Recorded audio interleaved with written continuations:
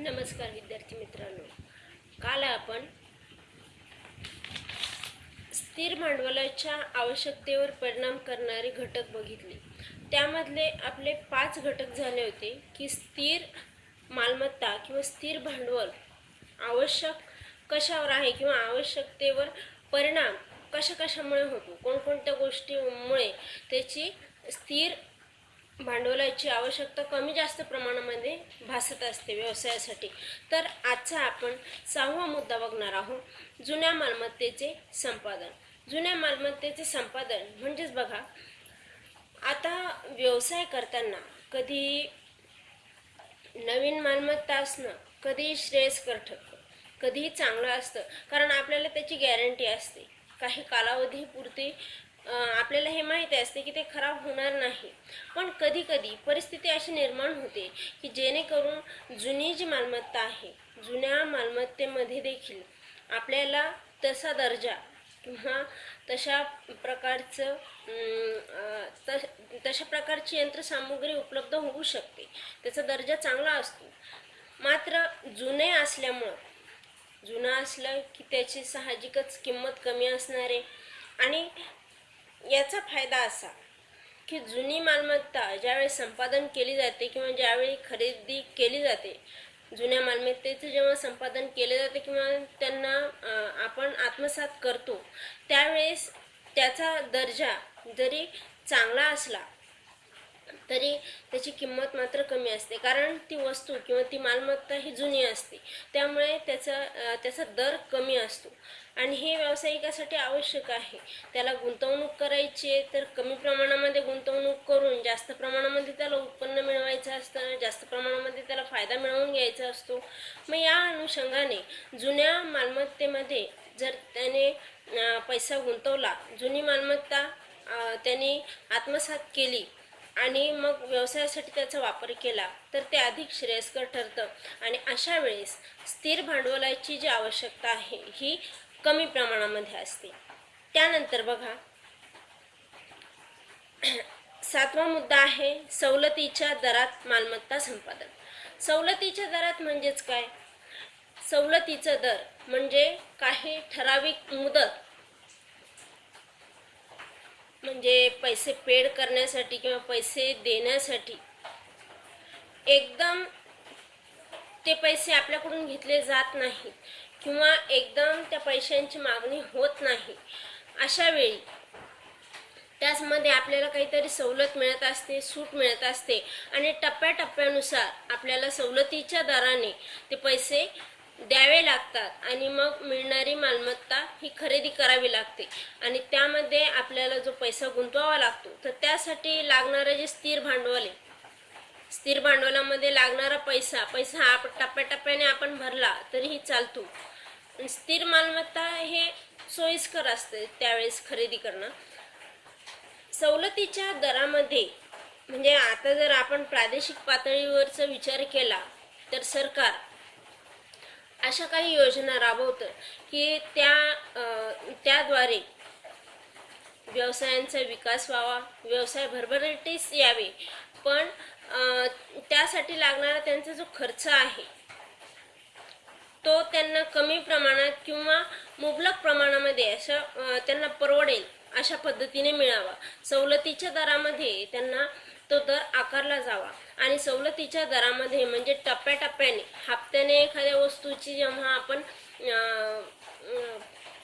पैसे पेड करत असतो, पैसे देत असतो, तेव्हा त्याला आपण म्हणतो सवलतीचा दर किंवा हप्ता ही जी पद्धत आहे, हप्ता या पद्धतीने पैसे देणे ही जी सवलत आहे, ही सवलत या प्रकारामध्ये मिळत असते। मग अशा प्रकारची जी सवलत आहे, या सवलतीमध्ये देखील स्थिर भांडवलाचं किंवा स्थिर मालमत्तेचं जे प्रमाण आहे हे आपल्याला पाहिजे त्या प्रमाणात, मुबलक प्रमाणामध्ये करून घेता येतं, पण ते व्यावसायिकाच्या दृष्टीने फायदेशीर कसं ठरतं की त्याला ते टप्प्याटप्प्याने पैसे द्यावे लागतात. एकदम त्याच्याकडे पैसे उपलब्ध नसतील तर तो ते टप्प्याटप्प्याने ते पेड करू शकतो, टप्प्याटप्प्याने ते फेडू शकतो किंवा देऊ शकतो. मग अशा प्रकारचं त्याचं म्हणजे या ठिकाणी मिळणारं जे स्थिर भांडवल आहे यासाठी तो गुंतवणूक जास्त प्रमाणामध्ये करतो. म्हणजे स्थिर भांडवलाची आवश्यकता आहे अशा ठिकाणी जास्त भासते, पण सवलतीच्या दराने असल्यामुळे ते व्यावसायिकासाठी फायदेशीर ठरतं. त्यानंतरचा पुढचा मुद्दा बघूया आपण, 8वा, आंतरराष्ट्रीय स्थिती. आंतरराष्ट्रीय म्हणजे बघा, राष्ट्रभरामध्ये देशभरामध्ये पसरलेला जो व्यवसाय आहे, आपण गेल्या वर्षी बघितलं होतं की व्यवसाय जे असतो, बिझनेस जो असतो, फक्त आपल्या देशापुरता मर्यादित नसून मोठमोठे जे उद्योगधंदे आहेत, मोठमोठे जे व्यवसाय आहे, इतर देशांशी सुद्धा व्यवसाय करतात, उद्योगधंदे त्यांचे मोठ्या प्रमाणावर चालतात. असे जे व्यवसाय किंवा असे जे उद्योग आहेत यांना आंतरराष्ट्रीय उद्योग असं म्हटलं जातं. आता हे आंतरराष्ट्रीय उद्योग जे आहेत या आंतरराष्ट्रीय उद्योगांमध्ये साहजिक आहे बिझनेस किंवा व्यवसाय हा मोठा असणारे, मोठ्या प्रमाणावर जे व्यवसाय हे करत असतात किंवा जो उद्योग चालत असतो त्यांच्याकडे त्यांना भांडवल मोठ्या प्रमाणावर लागणार, कारण की त्यांचा जो कारभार आहे हा फक्त देशांतर्गतच नसून देशाच्या बाह्य स्वरूपामध्ये, बाह्य ठिकाणी देखील त्यांना त्यांचा व्यवसाय पसरलेला असतो. व्यापक म्हणजे थोडक्यात व्यापक प्रमाणामध्ये असणारं हे व्यवसायाचं स्वरूप जे आहे ते विचारात घेऊन आंतरराष्ट्रीय स्थिती याचा जर विचार केला तर तिथे या प्रकारचं जे स्थिर भांडवल असतं या स्थिर भांडवलाची जास्त प्रमाणामध्ये आवश्यकता पडत असते. त्यानंतर यातलाच दुसरा भाग असा, आता आंतरराष्ट्रीय पातळीवर जर आपण विचार केला तर फक्त आपल्या देशापुरता मर्यादित विचार न करता इतर देशांचाही विचार त्यामध्ये समाविष्ट असतो. इतर देशांचा म्हणजे उदाहरणार्थ जर द्यायचं झालं तर त्यामध्ये बघा, जर कधी युद्धाची शक्यता असेल आणि ही जी युद्धाची शक्यता आहे ही जाणवली, आपल्याला जर असं वाटलं की भविष्य काळामध्ये युद्ध होऊ शकतं, या दोन देशांमध्ये वाद होऊ शकतात आणि या वादातून युद्ध देखील होऊ शकतं, असं युद्ध होऊ शकतं अशी जर आपल्याला कल्पना जरी आली तरी आपल्याला याचीही कल्पना येते की भविष्य काळामध्ये आपला जो व्यवसाय आहे यासाठी आपल्याला म्हणजे निरंतर कंटिन्युअसली मालाचा सप्लाय तर व्हावा लागतो, याची तर गरज नेहमीच असते. पण आता जर युद्ध झालं किंवा जसं आपण मागे बघितलं की काही नैसर्गिक आपत्ती आली तर अशा वेळी आपल्याला पाहिजे तो मालाचा साठा मिळत नाही, मुबलक प्रमाणामध्ये तो होत नाही, पाहिजे त्या ठिकाणी होत नाही आणि मग त्यामुळे मालाचा तुटवडा निर्माण होतो. आणि असं होऊ नये त्यावेळेस आंतरराष्ट्रीय स्थिती लक्षात घेऊन मग मालाचा पुरवठा, मालाचा साठा हा योग्य असावा यासाठी या गोष्टीचा विचार केला जातो. आणि मग जे मोठे उद्योग आहे त्यांच्याकडे साहजिक आहे, त्यांच्याकडे पैसा मोठ्या प्रमाणामध्ये उपलब्ध असणारे आणि मग ते आंतरराष्ट्रीय स्थितीचा जर विचार त्यांनी केला आणि जर त्यांना असं वाटलं की भविष्य काळामध्ये त्यांना जर युद्ध होऊ शकतं, देशांमध्ये युद्ध होणार आहे, तर मग अशा वेळेस परिस्थिती कशी निर्माण होते की व्यावसायिकांना त्यांना पाहिजे ते सामान किंवा पाहिजे ती मालमत्ता खरेदी करता येत नाही, यंत्रसामुग्री पुरेशा प्रमाणामध्ये त्यांना मिळत नाही, कच्चा माल हवा असलेल्या प्रमाणामध्ये त्यांना मिळत नाही. मग अशा पद्धतीच्या मालाचा साठा ते काय करतात, अगोदरच जास्तीचं मागवून ठेवतात आणि जास्तीचा आपल्याकडे साठा ठेवण्याची त्यांच्यामध्ये कुवत असते किंवा त्यांच्याकडे पैसा उपलब्ध असतो, पण त्यासाठी त्यांना हा आंतरराष्ट्रीय अंदाज घेणं गरजेचं आहे. ही आंतरराष्ट्रीय स्थिती ज्यावेळेस ते ओळखून घेतात किंवा समजून घेतात त्यावेळेस त्यांना हे लक्षात येतं की आंतरराष्ट्रीय स्थिती ही घातक आहे, भविष्यकाळ हा थोडा बिकट असणार आहे. मग अशा वेळेस आपल्याला पाहिजे तो मालमत्ता उपलब्ध होणार नाही. तर अशा वेळेस मग ते काय करतात, अगोदरच जास्तीचा मालसाठा आपल्याकडे जमा करतात आणि मग अशा वेळेस या जास्तीच्या स्थिर भांडवलांची आवश्यकता आपल्याला भासत असते किंवा त्या व्यावसायिकाला भासत असते. 9 नंबरचा मुद्दा बघा, अर्थव्यवस्थेचा कल. अर्थव्यवस्थेचा कल म्हणजे आता कंपनीमध्ये किंवा कोणताही व्यवसाय करायचा आहे, आर्थिक पाठबळ गरजेचं आहे, आर्थिक स्थिती पुरेशी असणं गरजेचं आहे. आर्थिक स्थिती जेवढी सबळ असेल तेवढा व्यवसाय किंवा तेवढा उद्योगधंदा हा भरभराटीस येतो किंवा तेवढा सबळ असतो. भविष्यामध्ये येणाऱ्या धोक्यांना तो पेलवून नेतो आणि पुढे मार्गक्रमण करत असतो. तर अर्थव्यवस्थेचा कल लक्षात घेता आता जर कंपनीचा उत्कर्ष डोळ्यासमोर ठेवून आता प्रत्येक व्यावसायिकाला वाटतच असतं आपल्याकडे असणारा जो व्यवसाय आहे किंवा आपला जो व्यवसाय आहे भविष्य काळामध्ये अजून मोठा व्हावा, अजून त्याचा उत्कर्ष व्हावा, अजून त्याची प्रगती व्हावी आणि त्या अनुषंगाने तो काही योजना सुरुवातीलाच आखत असतो. म्हणजे भविष्याच्या उत्कर्षाच्या दृष्टीने अगोदरच त्याची काहीतरी योजना तयार करत असतो. अगोदर तयार करणे म्हणजेच काय, त्यामध्ये काय येतं की आता जर त्याला वाटलं त्याच्याकडे पैसा उपलब्ध आहे, त्याच्या व्यवसायाला फायदा झाला, नफा झाला, तर त्याच्याकडे मुबलक प्रमाणामध्ये मोठ्या प्रमाणामध्ये पैसा अवेलेबल असतो, पैसा उपलब्ध असतो आणि मग अशा वेळेस तो निर्णय घेऊ शकतो की जर भविष्यामध्ये मला माझा व्यवसाय वाढवायचा आहे किंवा माझा व्यवसाय टिकून धरायचा आहे तर त्यावेळेस त्यासाठी त्याच्याकडे जो पैसा आहे जास्त प्रमाणामध्ये मग तो ती यंत्रसामुग्री खरेदी करू शकतो. जसं की उदाहरणार्थ आपण जर बघितलं तर त्याच्याकडे पैसा मुबलक प्रमाणामध्ये असेल तर तो नवीन कंपनी स्थापन करू शकतो किंवा कंपनी विस्तारासाठी जमीन घेऊ शकतो, त्यानंतर इमारत बांधू शकतो, त्यामध्ये पाहिजे असणारी जी यंत्रसामुग्री आहे याचं प्रमाण देखील तो वाढवू शकतो. असणारी जी मालमत्ता त्याच्याकडे आहे हे सुद्धा तो वाढवू शकतो. म्हणजे यंत्रसामुग्री, साधनसामुग्री या सगळ्यांचा साठा वाढवू शकतो. कधी, जेव्हा त्याची आर्थिक स्थिती सबळ असेल तेव्हा.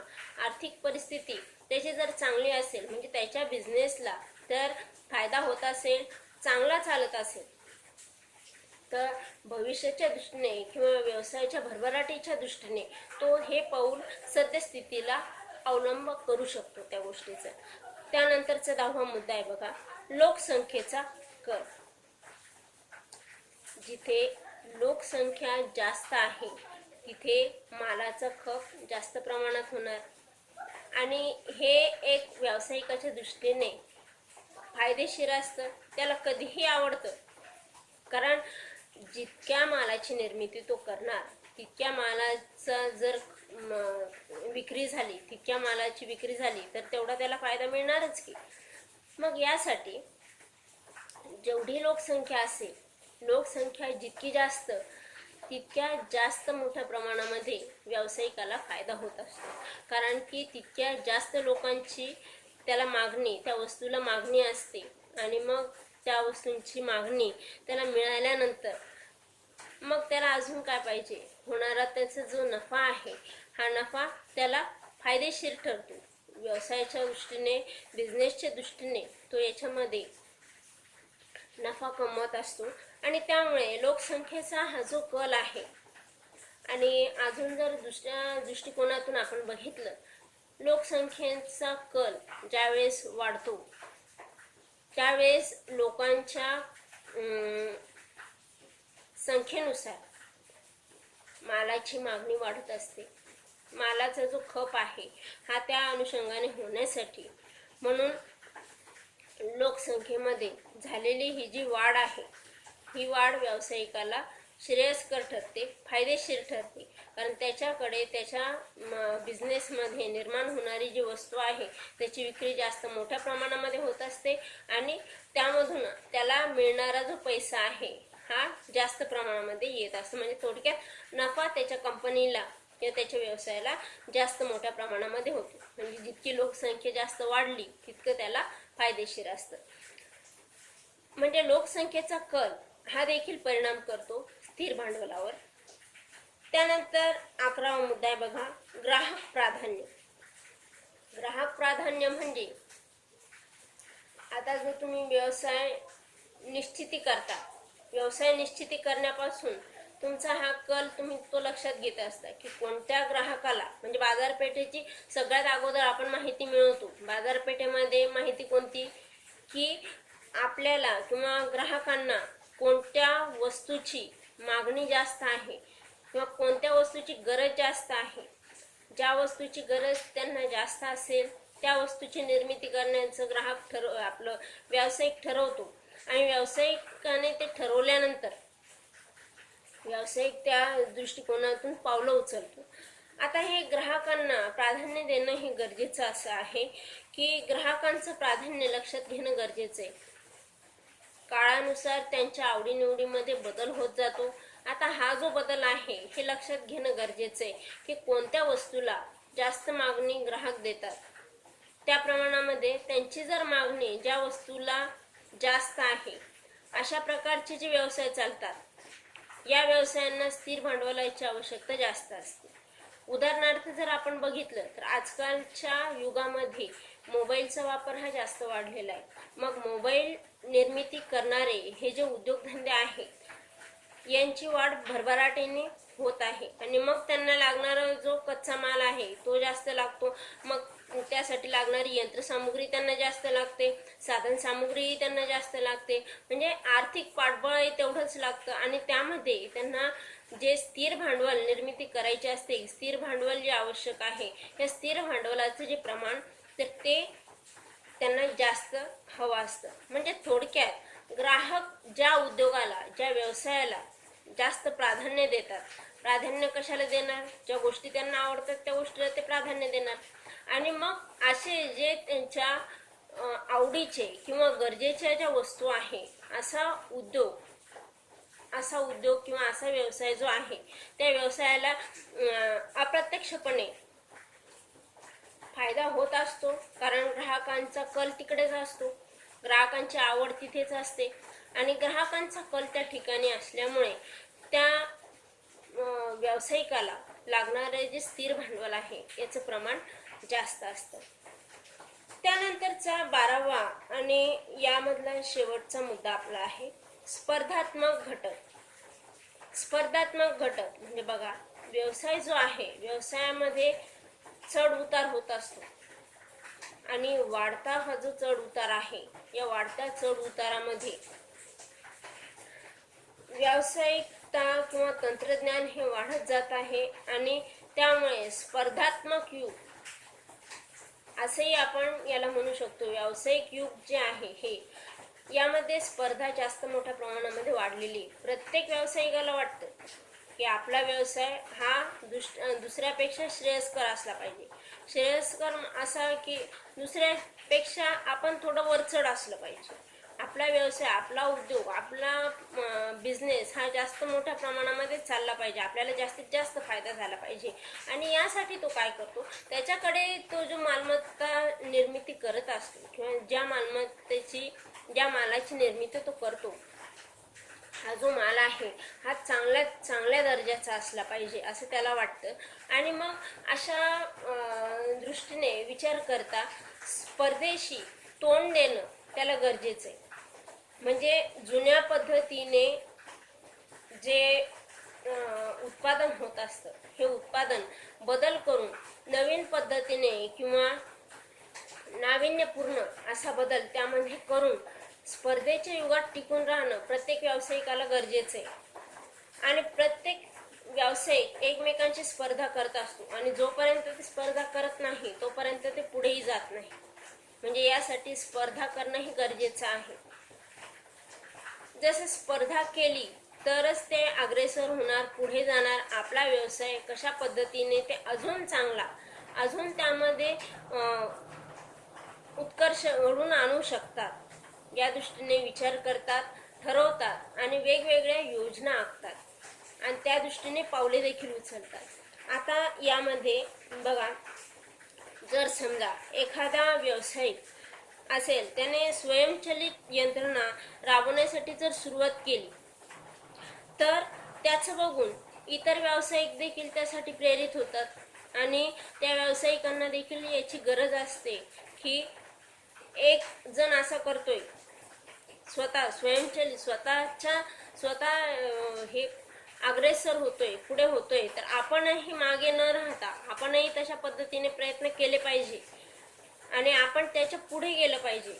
हा प्रत्येक व्यावसायिकाचा दृष्टिकोन असतो आणि प्रत्येक व्यावसायिक हा एकमेकांशी स्पर्धा करत असतो आणि या स्पर्धेतूनच, या स्पर्धात्मक युगातूनच व्यावसायिक पुढे जातो आणि व्यवसायाचा उत्कर्ष होत असतो. आणि या अनुषंगाने कॉम्पिटिशनमध्ये लागणारं मग जे स्थिर भांडवल आहे, या स्थिर भांडवलाची आवश्यकता जास्तच असणार आहे. म्हणजे जर आपल्याला स्पर्धेमध्ये टिकून राहायचे तर आपल्याला लागणारे जे भांडवल आहे ते मुबलक प्रमाणामध्ये असलं पाहिजे.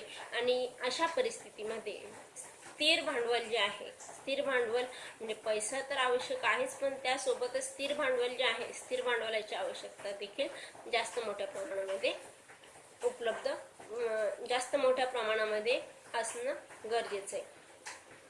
बघा, आतापर्यंतचे आपण हे 12 मुद्दे बघितले टोटल, की जे स्पर्धात्मक युगामध्ये टिकून राहण्यासाठी स्थिर भांडवलाची जी आवश्यकता व्यावसायिकांना असते, या आवश्यकतेवर परिणाम करणारे हे घटक आहेत की जेणेकरून व्यवसायाला लागणारं स्थिर भांडवल हे कमी किंवा जास्त प्रमाणामध्ये लागतं. म्हणजे काही व्यवसायांमध्ये कमी आणि काही व्यवसायांमध्ये जास्त. मग कोणत्या व्यवसायांमध्ये हे घटक परिणाम करतात, कोणत्या याच्यामध्ये स्थिर भांडवल कमी लागतं किंवा कशामध्ये स्थिर भांडवल जास्त लागतं, याविषयीचे आपण 12 मुद्दे बघितले. आता याचा सगळ्यांनी व्यवस्थित अभ्यास करायचा आहे. Good day, bye.